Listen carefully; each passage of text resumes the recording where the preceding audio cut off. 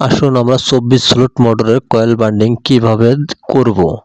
তো আমরা 4 সেট করে কয়েল এক পাশ করে তুলে যাব, অপর পৃষ্ঠে তুলব 4 সেট। এইভাবে 8 সেট কয়েল হওয়ার পরে অবশিষ্ট কোর বাকি থাকবে 8টি কোর। 8টি কোরের মধ্যে আমরা আবারও দুইটি করে কয়েল বসাবো। তো এখন আমি স্টার্টিং কয়েল বসাচ্ছি। এই কয়েলটা স্টারটাকে ধরে রাখে মোটরের।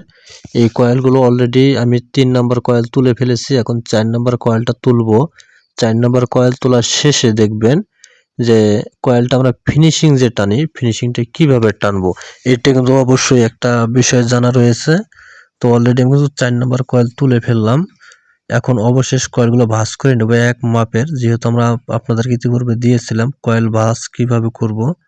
অবশেষে কয়েল ফিনিশিং আমরা একটি বাঁশের যে কোনো নেব, নেওয়ার পরে এইভাবে পিটাইয়া কয়েলটা এত সুন্দরভাবে ফিনিশিং করে দেব। পরবর্তী যা দেখবেন কয়েলটা শেপ একুরেট ভাবে ঢুকে যাবে, কোনো জায়গায় কোনো সমস্যা হবে না। এখন আমি যে উপরে যে কয়েলটা উঠাবো তার প্রসেসিং করে নিলাম, কয়েলটা বোর্ডের মাপে সেট করে নিলাম।